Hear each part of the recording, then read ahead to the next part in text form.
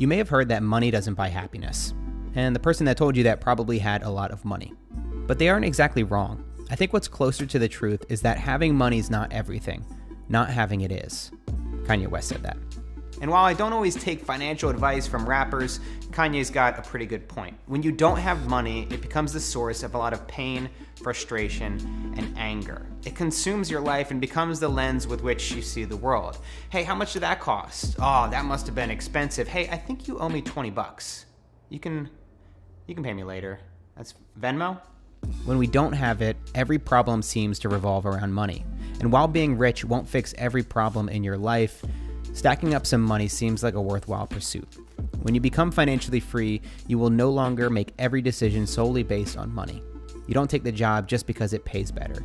You don't have to look at the price of organic groceries to make sure you can afford them. Hell, you can take Uber Black to the airport every once in a while.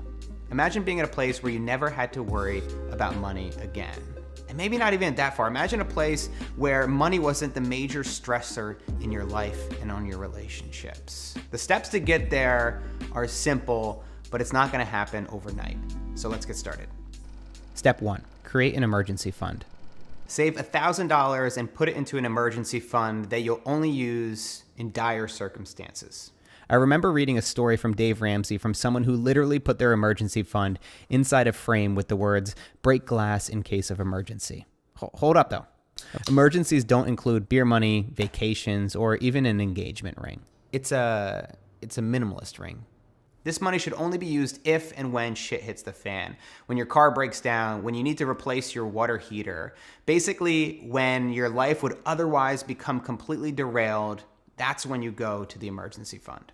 Why create an emergency fund? Because everything that can go wrong will go wrong. And instead of borrowing money from your family again or pulling out your credit card, pushing yourself further into debt, you'll have something to fall back on. The great thing about the emergency fund is that it starts to give you that feeling of financial freedom. For the first time maybe in your adult life, you have some room to breathe. This step is the quickest way to finally start to gain some control back in your life. Step 2, pay off your debt. About 80% of American adults are in debt, and we've just accepted this as the status quo. Maybe we bought shit we didn't need to furnish an apartment that we couldn't afford, or purchased a new car when we could have bought used. For me, one of the biggest problems with debt is that it restricts your monthly income. So when you're paying $500 to $700, even more on your mortgage, your student loans, your car payment, it severely restricts the amount of money you can save. The other thing I'll say is that you're gonna be saving thousands of dollars in interest if you're able to pay off your loans quicker. Forget about cutting back on your daily lattes. This is where you're gonna take the biggest step towards financial freedom. Let's say you have $100,000 in student loans at 5% interest for a 20-year term. If you only pay the minimum for the entire period of the loan, you'll end up giving the bank over $158,000. This kind of feels like an emergency. So what's the best way to pay off your debt early? There are a couple takes on how to do this. You could tackle the high interest loans first. Each loan is a different amount with a different interest rate. By the numbers, the smartest decision is to attack the highest interest rate first, then take them out one by one. Another option is called the debt snowball. It takes into account human behavior. By tackling the smallest loan first, we're able to knock it out quicker, which helps build momentum and motivates us to pay off other loans. So when I first got really serious about paying off my debt early, I brought everything and organized it into a spreadsheet like this, and I would log in a couple times a week. Sometimes I would log in every single day and just visualize what it would be like to pay off some of these loans.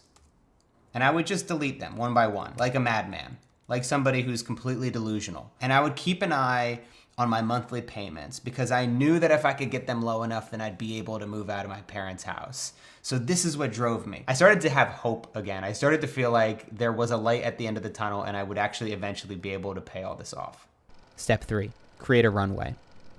What would it feel like to have 6 to 12 months worth of expenses in your bank account at all times? Imagine the kind of freedom and stability you'd have knowing that if you ever got injured, lost your job, or you couldn't find any more clients, that you'd be taken care of for the foreseeable future. This is why having runway is so important.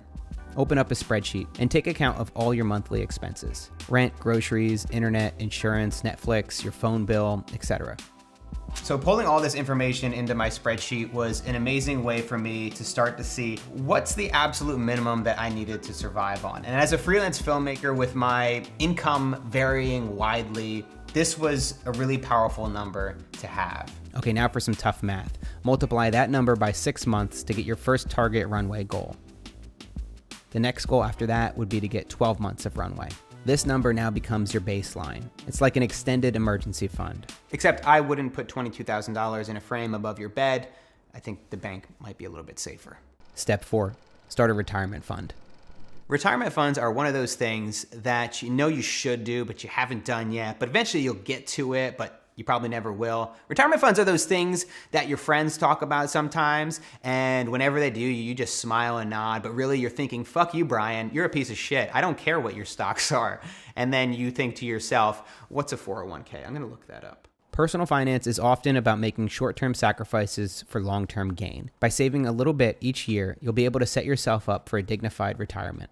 First, compound interest is the shit, and here's why. So you have a lot of money, like you have $10,000, and then over the course of a year, that money is making money because you're investing it into stocks and stuff. And then that money, you have more money at the end of the year, so then the next year you're making money on top of that money, and then that money's making even more money, and then the next year you're making even more money. I'm just gonna do a quick illustration so it's not as confusing.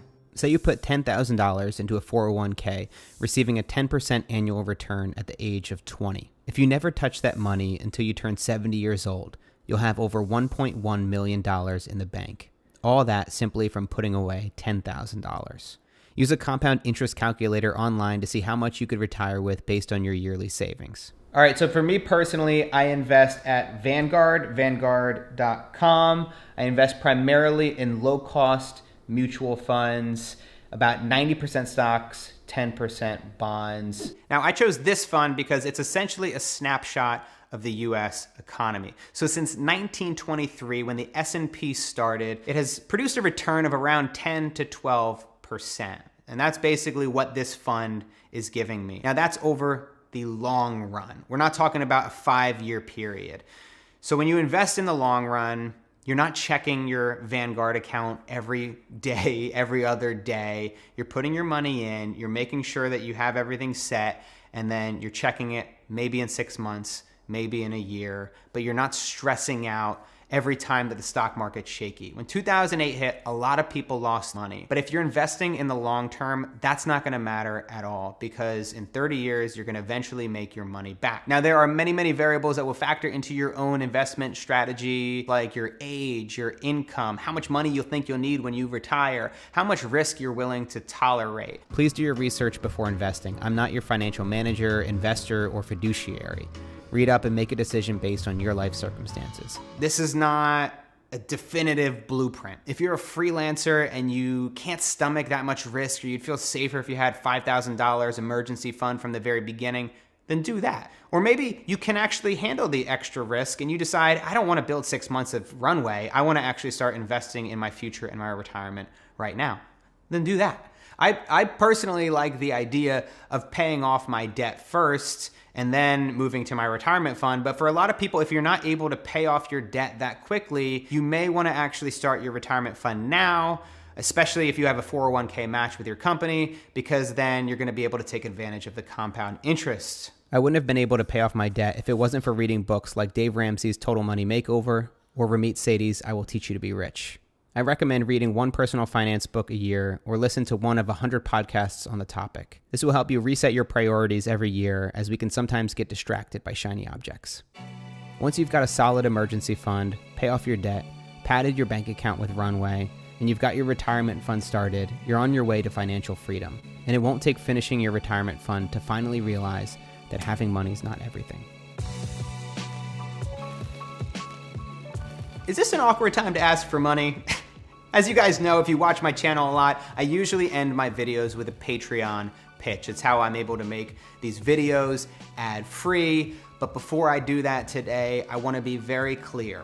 If you do not have the money, if you are trying to pay off your debt and you're trying to cut down as many expenses as possible, if you feel stressed out about buying a cup of coffee, please, please, please, please, please do not contribute to my Patreon. This is not reverse psychology or anything. I truly want you guys to kick ass. I want you to do amazing stuff, and I want you to not feel stressed out about money, and I don't want you to make bad decisions with your money. That said, if you do have the money, if you feel so inclined and you're feeling great about it, I would love it if you would consider contributing to my Patreon account. I've been working my ass off to try to make really great videos and extra podcast episodes to add value to you guys. So these are some of the things that you can get from it.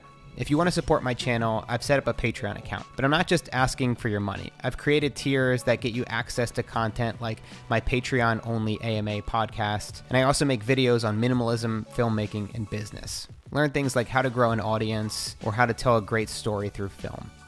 As always, thank you guys so much for watching, and I will see you next time.